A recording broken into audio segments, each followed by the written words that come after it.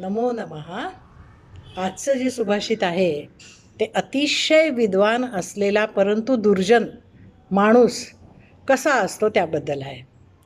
आणि त्याची आपण मैत्री करूनही त्याच्यापासून दूर राहावं हे सांगितलेलं आहे. दुर्जनः परिहर्तव्यः विद्यालंकृतोऽपि सन् मणिना भूषितो सर्पः किमसौ न भयंकरः. कवी काय म्हणतायत पहा. दुर्जनः परिहर्तव्यः, असा दुर्जन माणूस जो विद्येने विभूषित आहे, अतिशय हुशार आहे, त्याला त्याची दोस्ती त्याची मैत्री टाळावी, त्याच्यापासून दूर राहावं. कारण तो कसा आहे, आपल्याला असं वाटतं तो विद्वान आहे त्याच्याशी दोस्ती करावी, पण तो कसा आहे ते सांगतायत पुढच्या ओळीमध्ये. मणिना भूषितो सर्पः किमसौ न भयंकरः. एखाद्या सापाच्या मस्तकावर मणी असतो आणि तो जसा सुशोभित सुंदर दिसतो म्हणून काय आपण त्याला हात लावायला जाणार आहे? नाही.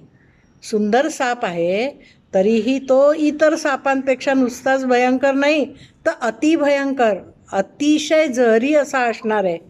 तसा हा अतिशय विद्वान माणूस जो आहे, विद्याविभूषित आहे परंतु दुर्जन आहे. दुर्जन म्हणजे काय की समाज विघातक, राष्ट्रविद्रोहक अशी कामं करणारा किंवा माणुसकीला काळीमा लावणारा असा हा माणूस आहे, त्याला आपण दुर्जन म्हणायचं.